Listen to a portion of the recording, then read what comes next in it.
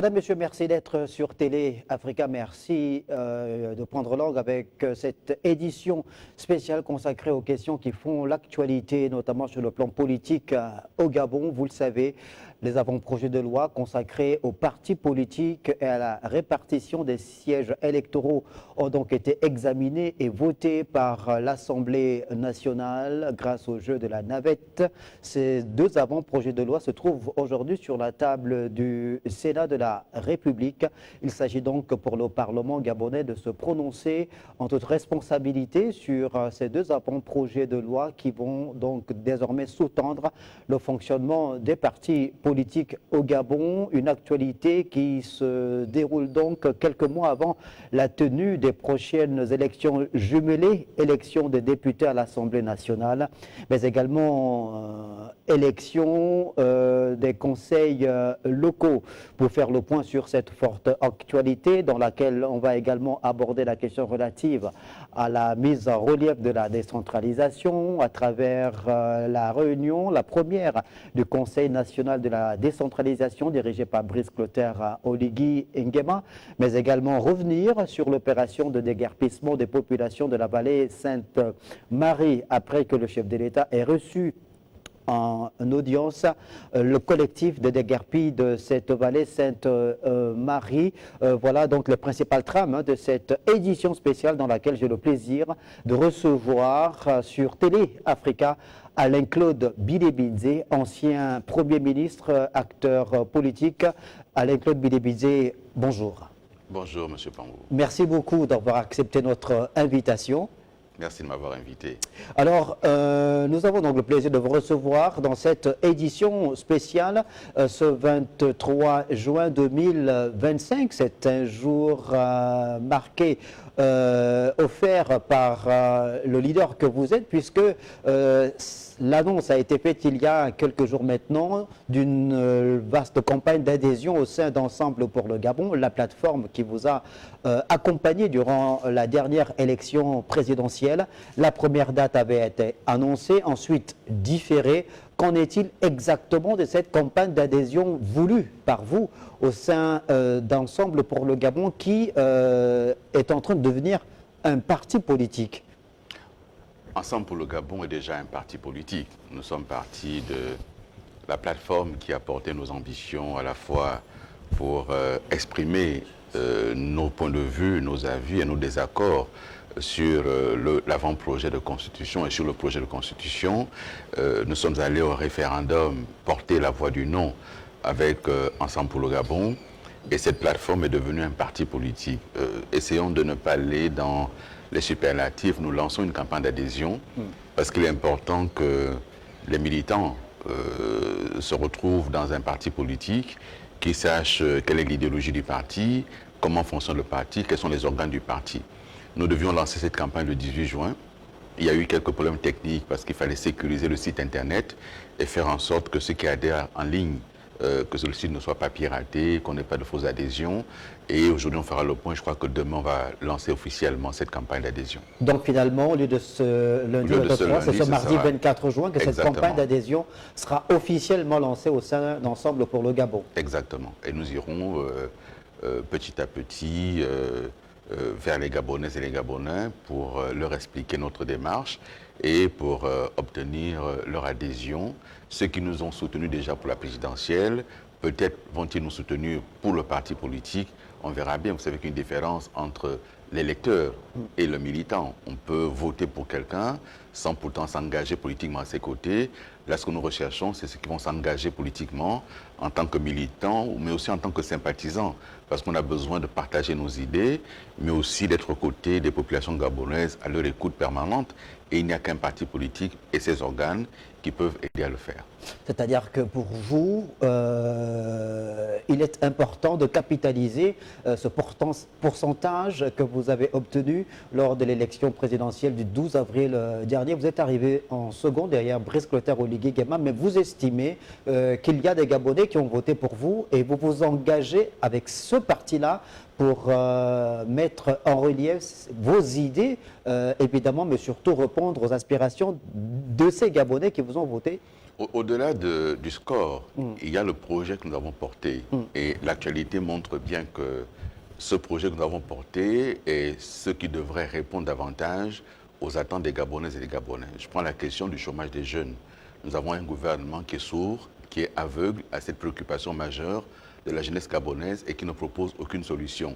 Ce n'est pas en cassant les maisons, ce n'est pas en construisant des bâtiments qu'on va régler la question du chômage des jeunes, notamment les jeunes sortis de l'UOB. Donc il n'y a pas de solution pour eux. Et notre projet, c'est un ensemble de solutions, y compris sur des questions d'accompagnement de la jeunesse, d'accompagnement des personnes isolées, des personnes du troisième âge. J'ai lu récemment dans la presse que l'île Maurice va mettre en place un minimum vieillesse, ce que nous avons proposé dans notre projet. Et donc, il faut continuer à expliquer ce projet aux populations parce qu'il ne s'agit pas d'adhérer uniquement parce qu'il s'agit d'Alain Claude Bédibizé. Il faut adhérer à un projet. Nous devons désormais concevoir des partis politiques comme des organes qui vivent et qui doivent survivre à leurs fondateurs.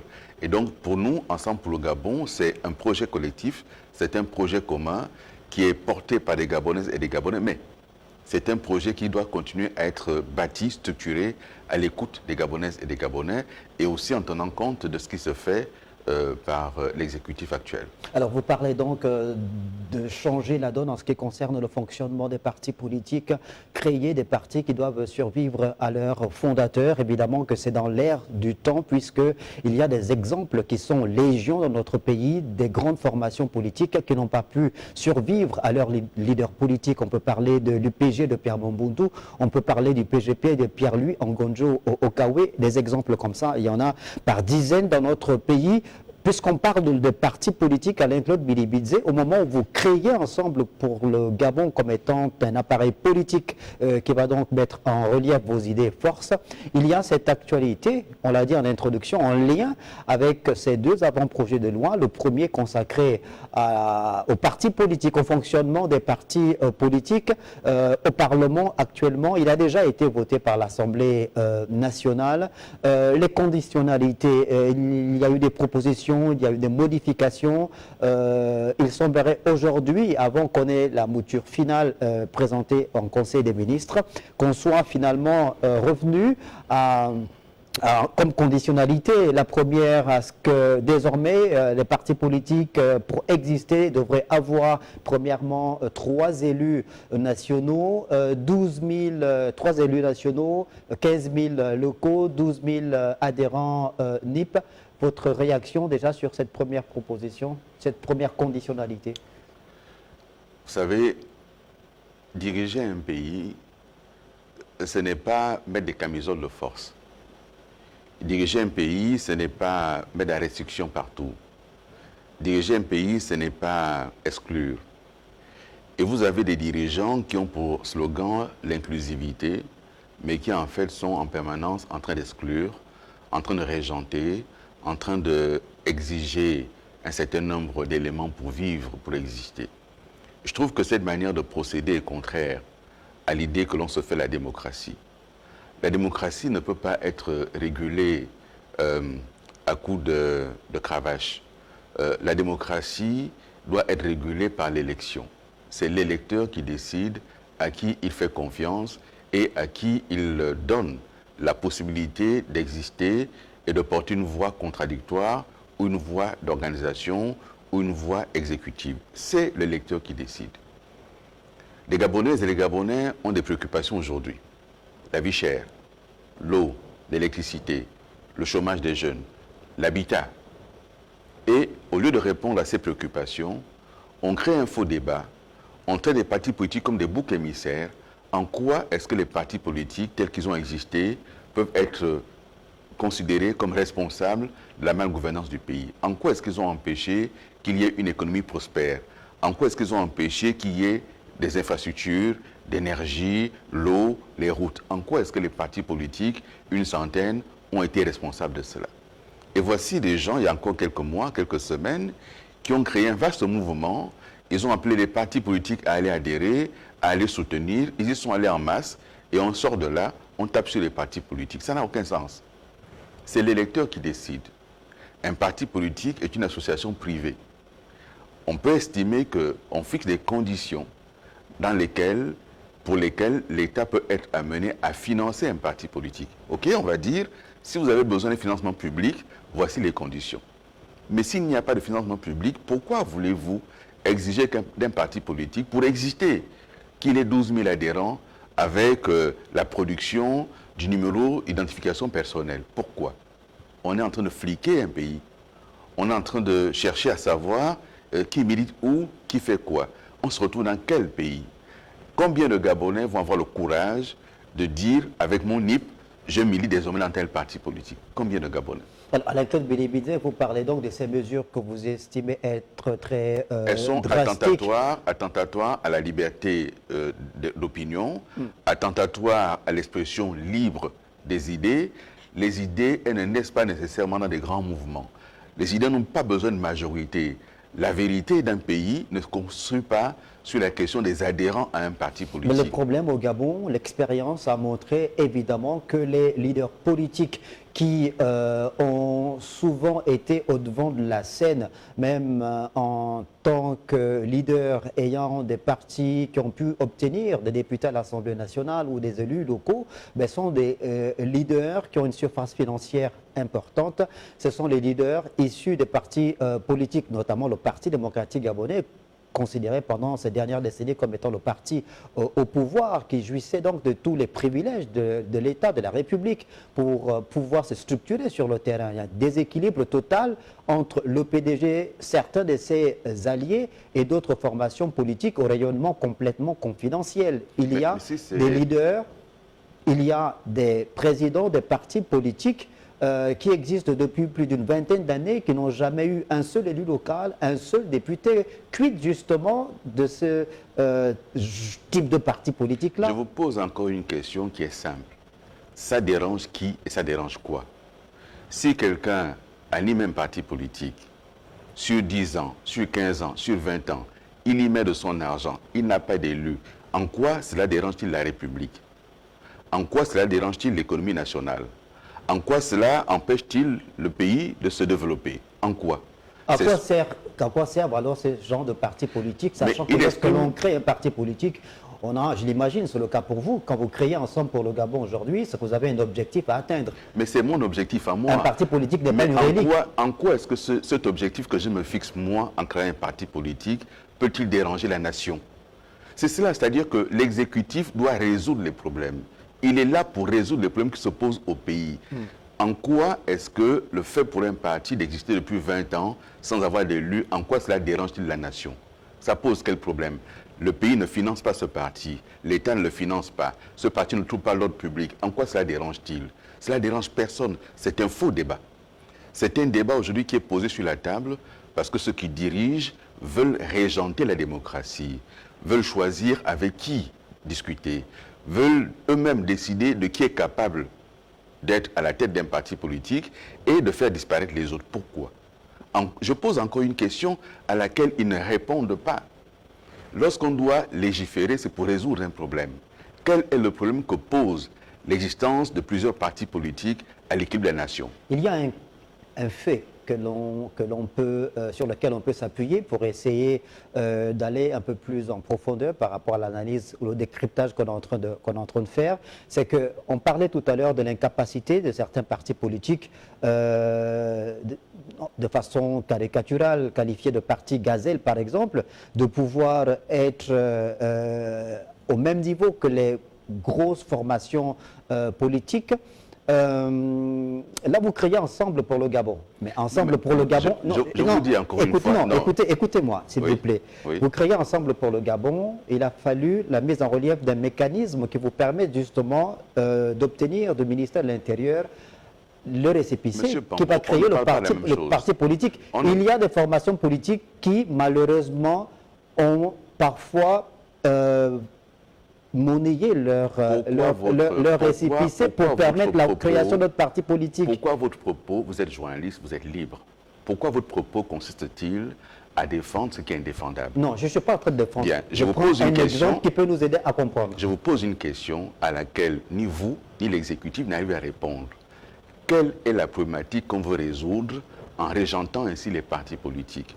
Un parti qui existe depuis 30 ans, qui n'a pas d'élu, il dérange quoi dans la démocratie? Il apporte quoi dans la démocratie? Je pose une question. Il apporte le débat d'idées. Et le débat Non, d'idées, mais il y c'est a des pas les partis qui élus. sont complètement aphones. Hein. Mais il existe. Il apporte un débat. Il existe. Le simple fait d'exister, d'avoir son idée, de pouvoir s'exprimer même en temps électoral, c'est une idée qui existe et qui doit continuer à se développer. On n'est pas obligé, dès sa création, d'avoir des élus. Les idées ont le temps de mûrir. Une idée qui commence aujourd'hui, peut-être dans 20 ans, aura-t-elle cours maintenant dans l'opinion? On parle aujourd'hui, je prends l'exemple, on parle aujourd'hui en France du Rassemblement national. Mais ce parti politique créé par Jean-Marie Le Pen et les siens n'avait pas d'élu au début. Ces idées étaient même extrêmement combattues. Ces idées sont aujourd'hui, 20 ans, 30 ans plus tard, en train de devenir majoritaires dans l'opinion en France. Mais le problème et donc, est... il faut laisser le temps aux uns aux autres de faire mûrir leurs idées. Il ne faut pas régenter cela. Mais il faut surtout être structuré. Il faut Mais avoir... qu'est-ce que l'État vient chercher? Qu'est-ce que l'État vient chercher dans la circulation libre des partis? Jean-Marie Le Pen s'est structuré avec une monsieur. pensée. Oui. Excusez-moi. Oui. Ça n'a pas fonctionné comme cela. Je pose encore une question. Le parti politique est une association libre. L'État autorise la création de partis politiques parce que la Constitution consacre la liberté d'opinion, la liberté d'association, sous respect de l'ordre public. En quoi est-ce que ceux qui sont à 15 dans un parti politique troublent-ils l'ordre public? On me dit non pas d'élus, mais un parti politique, c'est la démocratie qui dit qui peut être élu ou pas. Donc là, l'État ne sait pas quoi faire. Et l'État s'invente des missions parce qu'il faut remplir des vides. Il y a un vide sidéral dans ce qui doit être proposé par l'exécutif. Il n'y a rien. Et aujourd'hui, on fait quoi? On dit qu'il faut avoir 12 000 adhérents. Mais l'adhérent n'est pas l'électeur. Attention, personne ne gère le choix électoral de quelqu'un. On peut être adhérent à un parti politique et voter pour un autre candidat que celui de son parti. C'est ça la liberté également qui est accordée à chaque citoyen. Donc l'adhérent n'est pas l'électeur. Et moi, je peux créer un parti politique et ne pas avoir une ambition nationale. Je peux créer un parti politique parce que je veux être maire de Mivoul. Mais pourquoi est-ce que pour être maire de Mivoul, j'ai besoin qu'il y ait 12 000 adhérents? Il n'y a pas 12 000 électeurs à Mivoul. Pourquoi est-ce que ce serait ça? On parle de la décentralisation.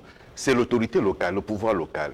Et l'élection locale, pourquoi pour être maire de Mivoul, j'aurais besoin d'appartenir à un parti politique qui a 12 000 adhérents? Je n'en ai pas besoin à Mivoul. Et donc, en fonction des ambitions des uns des autres... sur la casquette d'indépendant? Mais c'est un choix. C'est un choix. Et donc, ce choix-là qui est donné aux uns aux autres doit être le choix de l'électeur. C'est l'électeur qui accorde ses suffrages à tel parti politique ou à tel projet politique porté par un parti ou par un candidat indépendant. Laissons l'électeur faire ce choix-là. Il ne relève pas de l'État de vouloir le faire. Maintenant, l'État peut dire, moi, État gabonais, voici mes conditions à moi, si vous voulez être subventionné, pas si vous voulez exister. Que va-t-il se passer? Il va se passer qu'en réalité, le grand rêve de ces gens-là, lorsqu'ils ont parlé de restauration, c'est la restauration du parti unique. C'est la restauration du parti unique. Combien de partis au Gabon vont avoir les moyens de parcourir le pays pour avoir 12 000 adhérents? Je pose encore la question des adhérents. Nous sommes aujourd'hui dans un État quasi policier qui menace les populations, qui agit avec une puissance d'intimidation, où on envoie sur le terrain des agents des services spéciaux menacer des gens qui ont été détruits et déguerpis. Cet État-là policier, il va désormais savoir que M. Ange Pambo, dont l'identifiant unique se retrouve chez Ensemble pour le Gabon, par exemple, ce n'est pas le cas. Donc ce monsieur, voici ses opinions.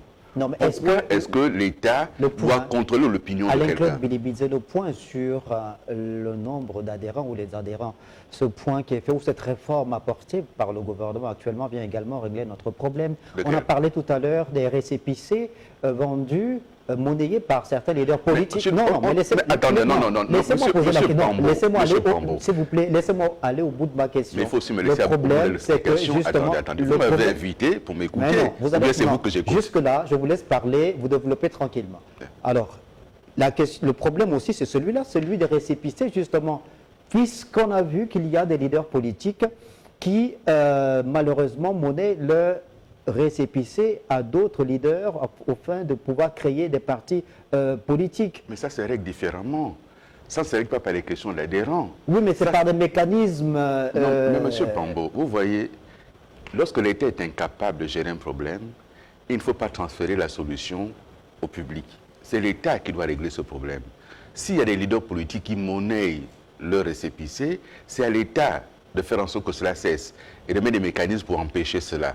Et éventuellement, des mécanismes jusqu'au pénal. C'est à l'État de le faire. Je suis en train de vous dire, le principe dans un pays, c'est la liberté. Le principe, c'est la liberté d'opinion, la liberté d'association. En quoi est-ce qu'un parti qui n'a pas d'élu pendant 20 ans pose-t-il un problème à l'État gabonais? En quoi pose-t-il un problème à la démocratie?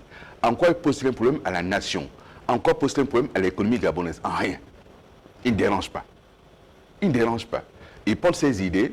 Quand il y a eu les élections, il présente ses candidats. Ils ne sont pas élus. Ils continuent à se battre. Et puis un jour, peut-être, seront-ils élus. Pourquoi l'État se donne-t-il le droit d'indiquer que si au bout de 10 ans, au bout de 15 ans ou de 20 ans, vous n'avez pas d'élu, on supprime votre parti? En quoi ça concerne l'État? En rien du tout. Et donc là, l'État se mêle de ce qui ne le regarde pas. Parce que c'est un État qui s'ennuie, il ne sait pas quoi faire. Et il y a des choses à faire dans le pays. Je vous donne un exemple. Aujourd'hui, combien y a-t-il de syndicats d'entreprise? Combien y a-t-il de syndicats d'administration publique? Voici ce sur quoi l'État devrait pouvoir se pencher.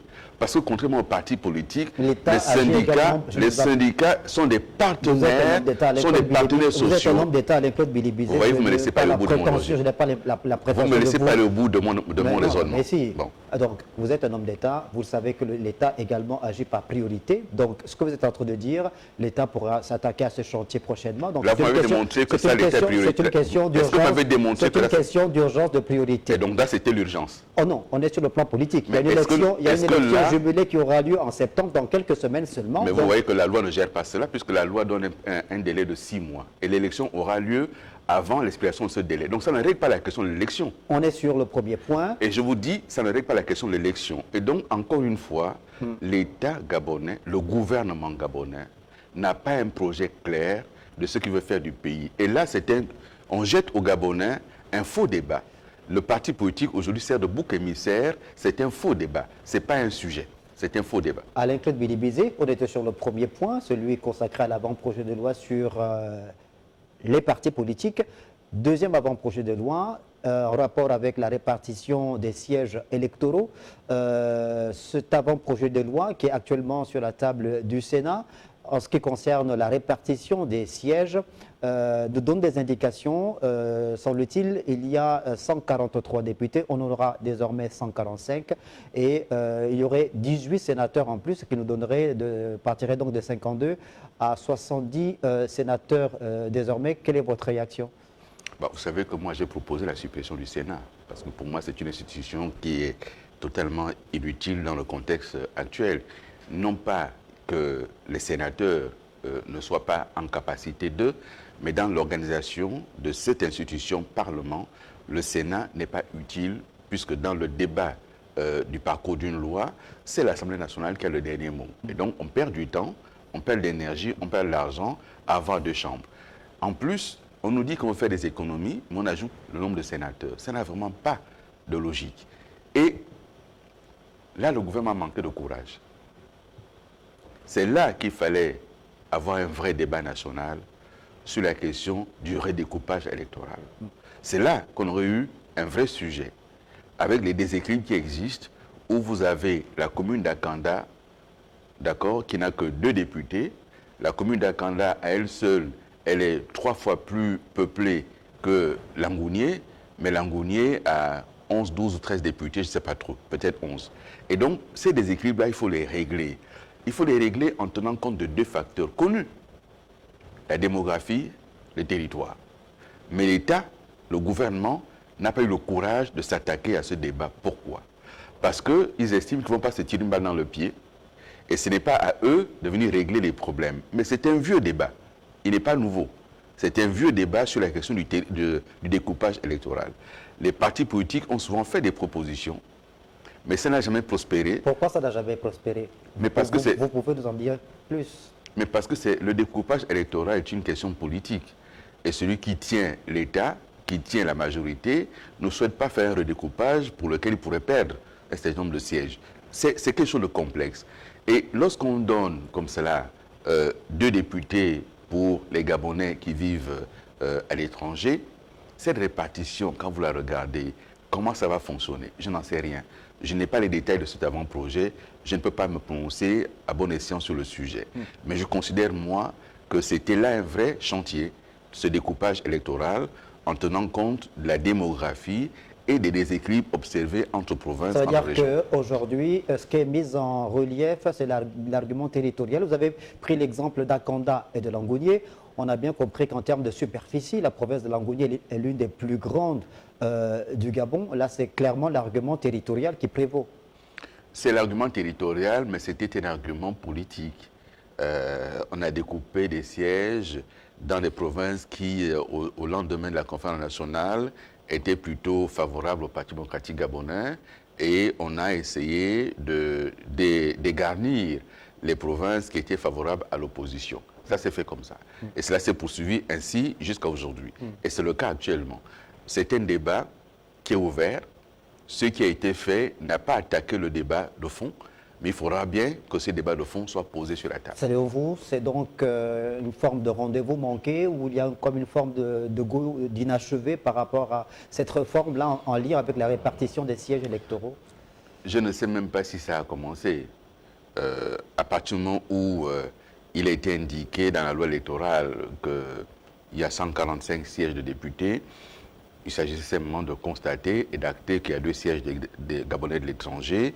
Pour ceux qui sont des sénateurs, ils feront les choix qu'ils voudront, mais ça n'a pas beaucoup d'importance. Alors, redécoupage électoral, vous... Et il n'y en a pas eu. D'accord. Oui, non, je sais qu'il n'y en a pas eu. Vous parlez donc de l'argument de la démographie pour pouvoir justifier justement ce redécoupage électoral. Est-ce qu'on peut faire un lien avec la décentralisation?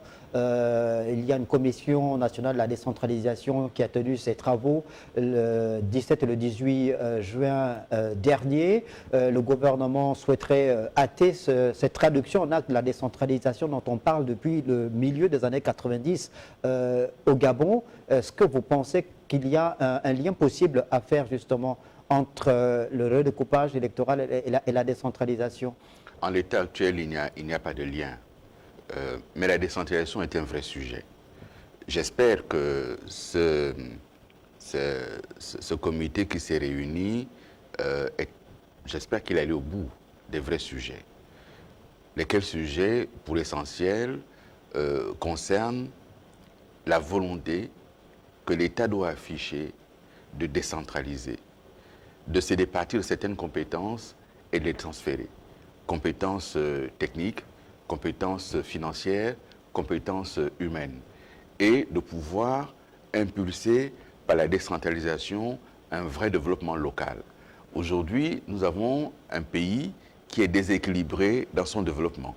Et ce déséquilibre se voit lorsque la Banque mondiale nous rappelle que le Gabon est un pays qui est très urbanisé. Cela ne veut pas dire que c'est une bonne chose pour nous.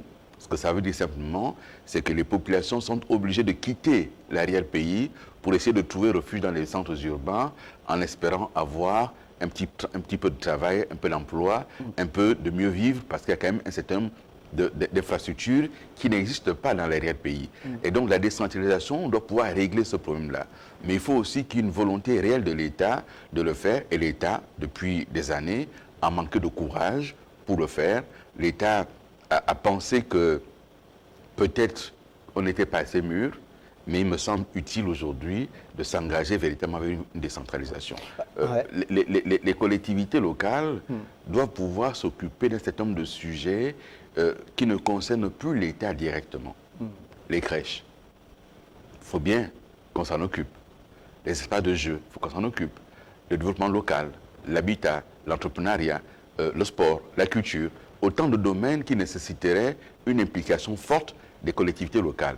Mais il faut encore que l'État transfère les moyens financiers, les ressources humaines et les compétences techniques pour pouvoir agir en bon escient. Cette commission nationale de la décentralisation a justement déjà évoqué un ensemble des politiques à mettre en place pour pouvoir traduire en acte ce processus progressif de la mise en œuvre de la décentralisation au Gabon à travers justement ces ministères sectoriels que vous venez d'évoquer, une dizaine évidemment, également la mise à disposition des collectivités des subventions ou des fonds alloués pour pouvoir mener à bien toutes ces différentes politiques-là.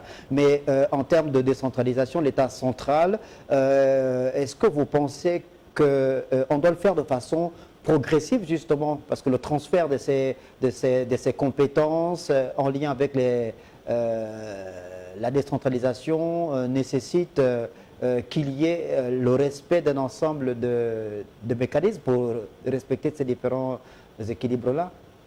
Évidemment qu'il faut le faire de manière progressive. Mais l'État qui soupçonne les collectivités locales de ne pas être en capacité de gérer convenablement, est-il lui-même bon gestionnaire? Et donc, il faut pouvoir décentraliser. C'est une obligation. Vous ne pouvez pas gérer un pays vaste comme la moitié de la France avec des directeurs généraux depuis Libreville qui vont pouvoir impulser un développement dans l'arrière-pays. Ça ne fonctionne pas comme ça. Et on voit bien que depuis 60 ans, nous le faisons et ça ne fonctionne pas bien. Il faut mieux répartir le développement à travers le territoire et donc il faut décentraliser. Mais décentraliser ne suffira pas. Il faut que l'État impulse des politiques publiques qui amènent les entreprises à trouver intérêt à se délocaliser et à s'implanter dans l'arrière-pays. Je vous prends un exemple, et je l'ai mis dans mon projet de société. Lorsqu'il y a eu l'interdiction d'exportation des grumes bruts, cela a permis de créer la zone d'un coq. Mais le problème qu'on a voulu résoudre en interdisant l'exportation, on l'a recréé au niveau national. Ça veut dire quoi? Ça veut dire une grume que vous coupez depuis Mbigou doit traverser le Gabon pour être transformée en coq. Il faut donc, de mon point de vue, là, qu'il y ait une impulsion de l'État pour amener les entreprises à implanter à Mbigou, ne serait-ce qu'une première transformation, voire une deuxième, pour créer de la valeur et de l'emploi sur place. Et un coq irait à la troisième, voire la quatrième transformation au produit fini. Il faut donc réorganiser également la question de la production, la question de l'implantation des entreprises, pour que tout ne se fasse plus uniquement à Libreville. Si on décentralise uniquement d'un point de vue administratif, sans qu'il y ait derrière une impulsion économique, eh ben, on va se retrouver exactement dans le même problème. Ça veut dire qu'on aura des collectivités locales hypertrophiées par une administration locale qui va engloutir l'ensemble des ressources de fonctionnement, mais on n'aura pas du tout derrière cela une impulsion économique pour le développement. Et donc les deux vont de pair. D'un côté, il faut décentraliser. De l'autre côté, il faut que l'administration soit déconcentrée, davantage déconcentrée, et qu'il y ait enfin une impulsion économique. Je prends le deuxième exemple pour illustrer la déconcentration. Pourquoi voulez-vous qu'un directeur d'école ou un censeur soit nommé en conseil des ministres? Il y a un gouverneur qui gère au niveau d'une province les établissements scolaires jusqu'au niveau de lycée. Mais si on déconcentre, on a donc le délégué de l'académie provinciale qui doit pouvoir travailler avec le gouverneur pour pouvoir regarder quels sont les enseignants qui ont été performants, comment on peut mieux les récompenser, etc.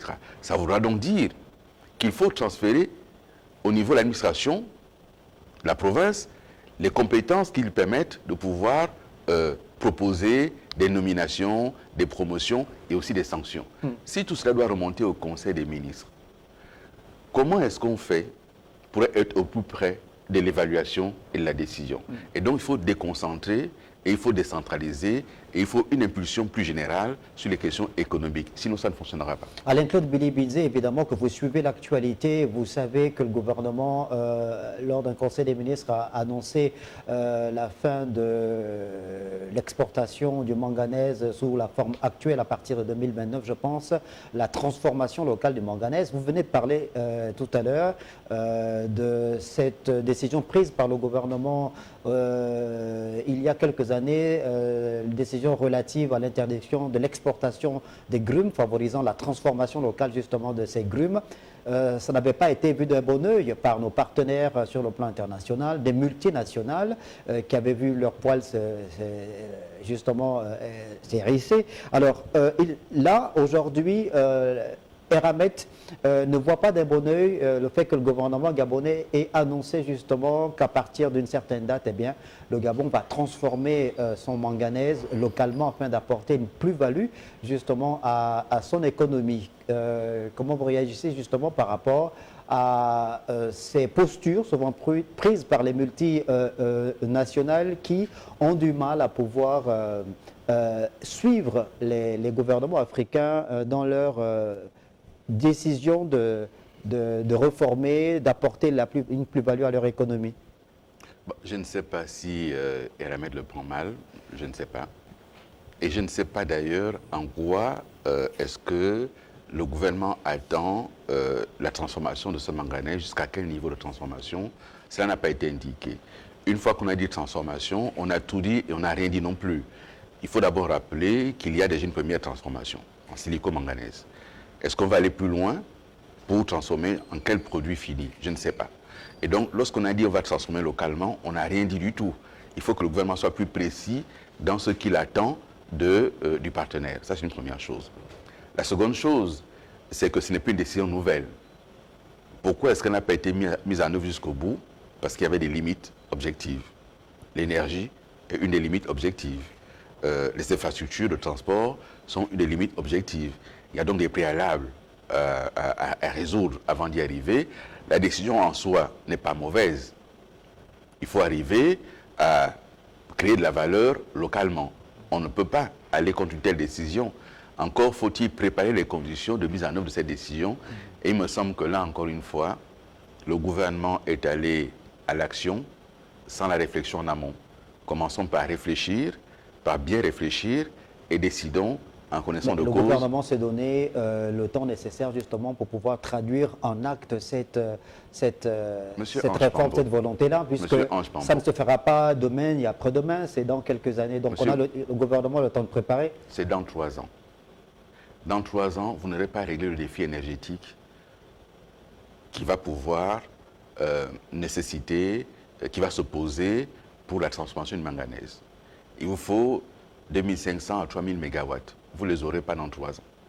Et donc, la durée qui est fixée me paraît pas réaliste. Le projet en soi est un bon projet, mais les thèmes fixés ne me paraissent pas réalistes. C'est tout. Je crois que les 3 années n'ont pas été fixées après réflexion. Encore une fois. Alain-Claude Bilibidze, on vous a vu sur le site de la vallée Sainte-Marie il y a quelques jours au contact des populations déguerpies de ce site-là. Vous avez même décidé de pouvoir accompagner ces populations à travers la saisine des conseils d'avocats donc pour accompagner ces différents compatriotes qui se sont constitués en collectif et qui ont été reçus par le président Brice Clotaire à Oligui Nguema. Aujourd'hui, quelle est votre posture après justement que le gouvernement ait décidé de recevoir le collectif, mais surtout de mettre en place un comité qui devra passer au peigne fin cette opération, mais surtout la situation de ses compatriotes, puisqu'il est établi qu'il y a certains qui n'avaient pas été recensés ou indemnisés. Le gouvernement donc a décidé de mettre un visage humain sur cette opération. Ce visage se traduit où? Ce visage humain se traduit où? À travers la mise en place du comité qui a été décidé. Mais entre-temps, les populations vivent où? Dorment où? Vous voyez, lorsque je parle d'un gouvernement qui agit et qui réfléchit ensuite, ce comité aurait dû être mis en place en amont. Aujourd'hui, lorsqu'on aurait identifié que telle famille n'avait pas été recensée avant, qu'elle n'avait pas reçu d'indemnisation, et que finalement, il faut pouvoir l'accompagner. Comment on évalue son bien qui a déjà été détruit? Donc, on a commencé par détruire, et ensuite on dit, on va s'asseoir, on va évaluer. Je crois que c'est se moquer du monde. Pardonnez-moi, mais on se moque du monde. Et ce que je trouve déplorable dans cette histoire, c'est que finalement, on va sur place, on regarde, on va accompagner les populations, et on nous accuse de récupération politique. Mais dans cette histoire, si quelqu'un récupère politiquement, c'est celui qui a cassé. C'est un peu l'assassin qui revient sur le lieu du crime et qui dit, ah, mais finalement, ah, il est mort. Oh, je ne voulais pas faire ça comme ça. Bon, regardons ce qu'on peut arranger. On arrange quoi? Les populations aujourd'hui gabonaises, quand on les déplace, parce que ce site est réputé être un site de l'État, je dis bien réputé, je rappelle que l'État gabonais a saisi le tribunal de Libreville pour demander l'autorisation de déguerpir les populations et que l'État gabonais n'a pas attendu la décision du tribunal qu'il est allé casser les maisons. Donc c'est déjà l'État gabonais qui l'a fait, ce n'est pas moi. Deuxième chose, moi j'ai dit aux populations, votre besoin aujourd'hui, ce n'est pas qu'on vous apporte de l'eau, même si ceux qui apportent de l'eau font ce qu'ils peuvent. Votre besoin aujourd'hui, c'est regarder comment on vous aide à défendre vos droits. 3 cabinets d'avocats ont été retenus. Jusqu'à l'heure où nous parlons, les Gabonais, les compatriotes ne sont pas allés saisir les avocats. Moi, je ne peux pas aller plus loin que cela. Ce n'est pas ma maison qui a été détruite. Je suis un acteur politique et je dis aux Gabonais, apprenez à défendre vos droits. Vous n'avez pas les moyens peut-être de payer les avocats sont là. Mais s'ils ne vont pas vers les avocats, qu'est-ce que vous voulez? C'est-à-dire que ces Gabonais se sont constitués en collectif, ont été reçus par le président de la République. Le comité a été mis en place. Il est composé des techniciens du ministère de l'Habitat, des compatriotes des Guerpi, d'autres parties prenantes dans cette opération. Et ces Gabonais-là, s'ils ne viennent pas saisir ces avocats, c'est qu'ils ont foi aux promesses qui ont été faites par le gouvernement. Ça ne me pose aucun problème. Si celui qui vous a cassé votre maison, vous avez confiance en lui, c'est votre choix. Moi, ça ne me pose aucun problème. Ce que j'ai constaté simplement, c'est que des agents des services spéciaux sont allés sur le terrain intimider les populations. Ce que j'ai constaté simplement, c'est qu'on leur a dit, si vous allez vers les avocats, on ne s'occupera plus de vous. Mais on s'occupe d'eux en faisant quoi? On leur promettra un peu d'argent. Certains ont commencé à récupérer un peu d'argent sur la table. Un État n'agit pas comme ça. L'État a promis de reloger, de trouver des sites de relogement à ces personnes qui n'avaient pas été recensées, à ces populations qui n'avaient pas été recensées. Vous voyez, est-ce que vous avez été cassé, vous? Ben moi, j'habite pas là-bas. Est-ce que vous vivez dehors, vous? Mais j'habite pas là-bas. Bien. Donc, celui qui a été cassé et qui habite dehors et à qui on dit, on a promis un site de relogement, ce site est où? Il se situe où? C'est-à-dire que là, nous sommes en train de parler de vies humaines. Nous parlons de drames familiaux. Une maison qu'on a cassée, ce n'est pas que des bâtiments, ce n'est pas que des murs, ce sont des vies. Ce sont des vies qui ont été brisées. Et puis, on va faire de la communication dessus. Moi, on me dit que je suis allé faire de la récupération politique. Mais quand je vois communication aussi. Mais quand je vois qu'on a dit, mais les enfants, on va les mettre à l'internat du lycée Mba, très bien. C'est déjà fait? Très bien. C'est là-bas qu'ils vont vivre désormais. Une fois passé l'examen, ils vont où? Et leurs parents sont où? Et leurs petits frères qui, eux, ne passaient pas l'examen, vivent où? Moi, j'ai des parents là-bas. Les familles sont aujourd'hui dispersées. On a certains enfants chez telle famille, d'autres là-bas, monsieur, madame ici. C'est ça une famille? Est-ce qu'un État a le droit de faire ça? Là, on a parlé de derrière l'Assemblée nationale et ça se poursuit dans Libreville. Mais donc, dans tout Libreville, ce sera la cité administrative. Là, quand on casse la CNI au Vendo, là-bas, c'est une cité administrative. Il s'agit de quoi exactement? Et cette cité administrative, il y a celle qui existe déjà, qui est en voie de finalisation au niveau à côté de l'Immaculée. La cité Émeraude. La cité Émeraude. Le financement de cette cité, c'est dans quelle loi de finances? Quel est le budget de l'État qui construit cette cité Émeraude? Quelle loi de finances? Quel département ministériel? C'est écrit où? Et ce qui va arriver derrière l'Assemblée nationale, c'est écrit dans quelle loi de finances? Et donc, la vraie question qui doit se poser, qui finance cela? Qui finance? Si ce n'est pas la loi de finances, le financement vient d'où? Et donc, est-ce qu'on a le droit comme cela de mettre à la rue des populations gabonaises pour remplacer par des bâtiments administratifs?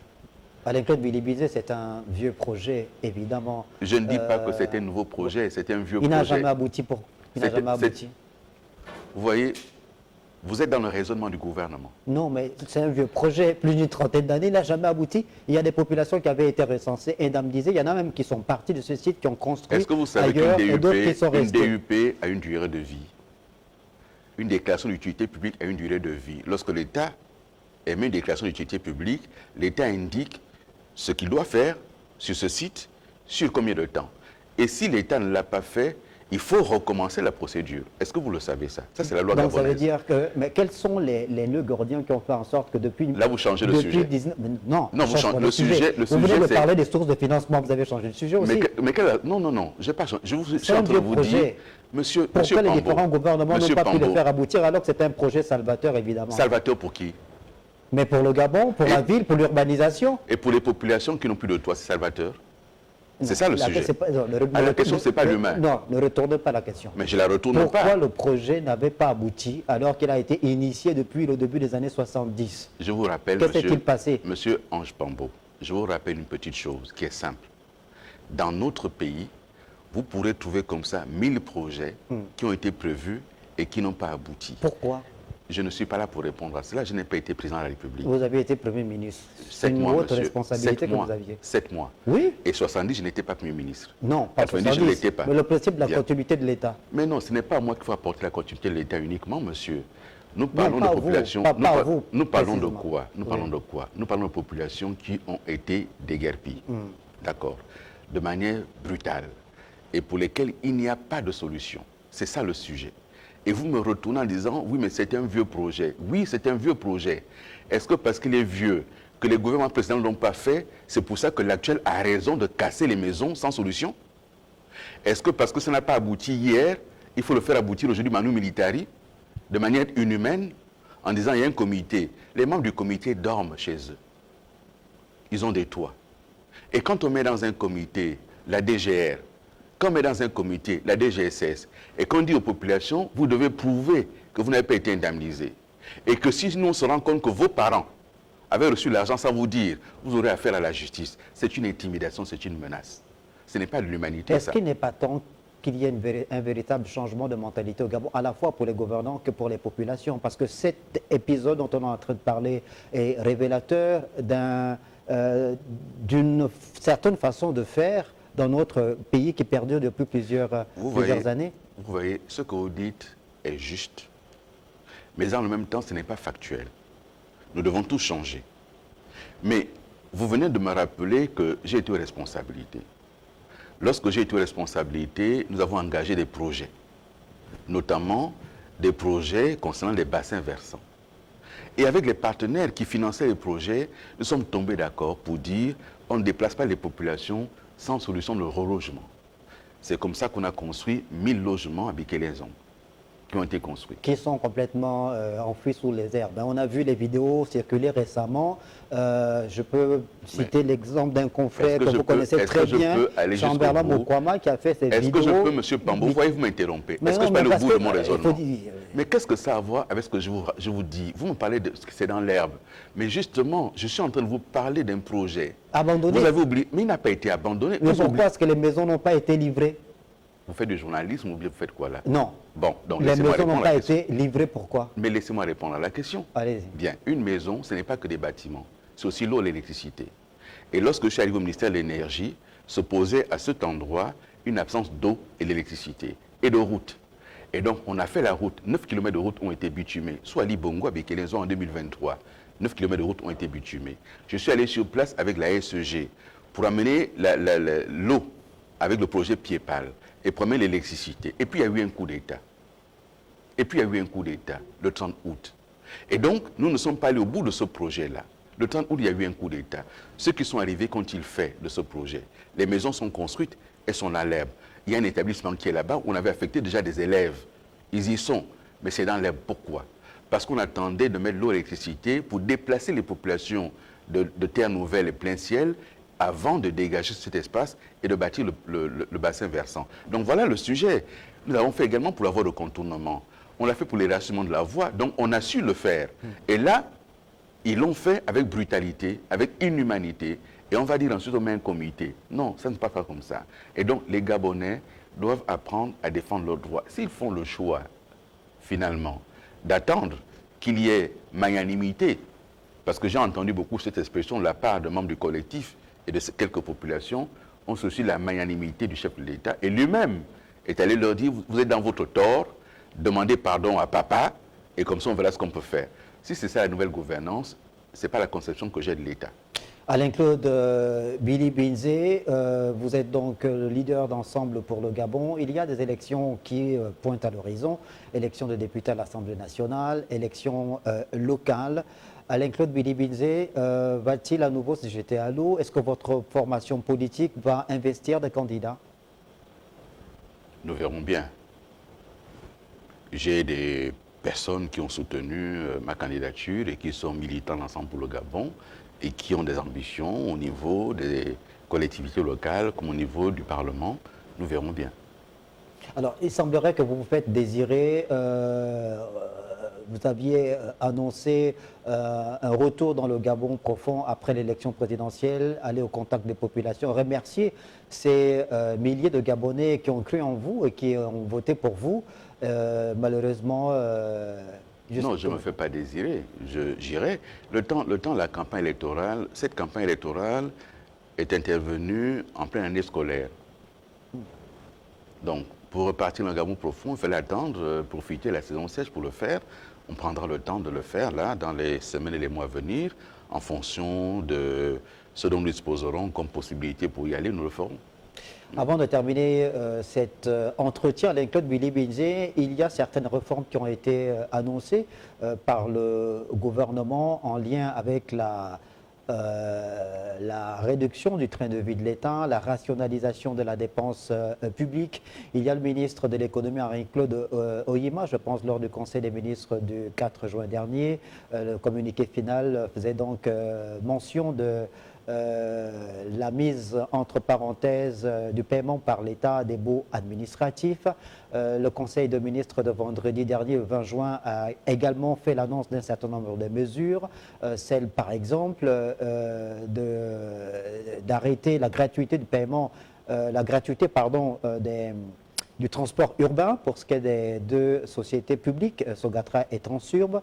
Il y a, mais également d'autres mesures en rapport avec les voyages des membres du gouvernement qui ont été déclassés notamment.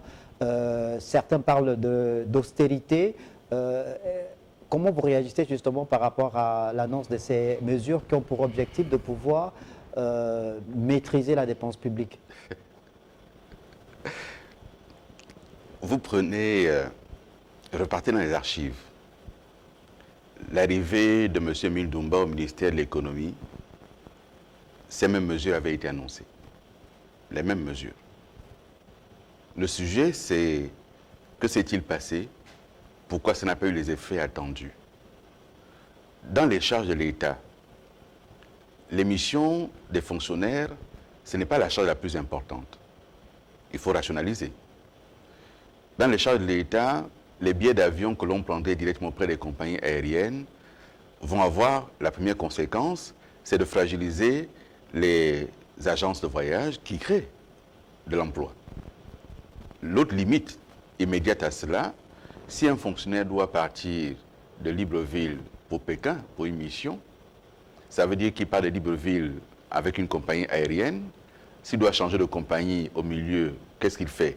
Là-bas, il va à nouveau payer un billet d'avion auprès d'une compagnie. L'intérêt des agences, il est là. La troisième limite qu'il y a eu à cela, c'est que les compagnies aériennes, il faut payer en numéraire directement. Il faut payer directement le billet d'avion. Les agences avaient une certaine facilité et l'État payait par la suite. Et donc, s'ils estiment que c'est là les poches d'économie, c'est un choix que je n'aurais pas fait. Parce que ce n'est pas là les poches les plus importantes de l'économie. Les voyages du président, ils coûtent combien à l'État? En 2024, 27 milliards de francs CFA dépensés en voyage du président. Quelqu'un a régulé ça? Non.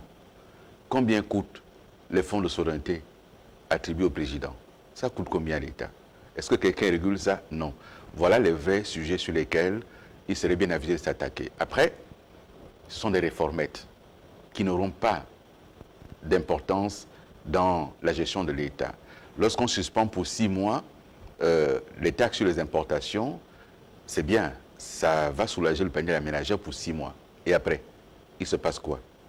Et pendant ces 6 mois-là, ce sont les ressources fiscales qui vont manquer au budget de l'État. Voilà les conséquences qu'il y a. Il faut donc, de mon point de vue, sortir de ces effets d'annonce pour attaquer les vrais sujets. Les vrais sujets qu'il faut attaquer dans notre pays sont clairs. Il faut une vraie réforme des finances publiques. Il faut une transparence dans la gestion des finances publiques. Il faut qu'on sache quels sont les revenus des uns et des autres, de manière transparente. De façon à ce que, lorsqu'on demande aux fonctionnaires de faire des efforts, que les efforts partent de là-haut jusqu'en bas. Mais si c'est le pauvre petit fonctionnaire qui doit payer et qu'on jette en pâture, ça n'a pas un gros intérêt pour moi. Et donc, ces mesures avaient été prises déjà, elles n'ont pas eu l'effet escompté, et là, je crois qu'il n'y aura pas non plus l'effet escompté.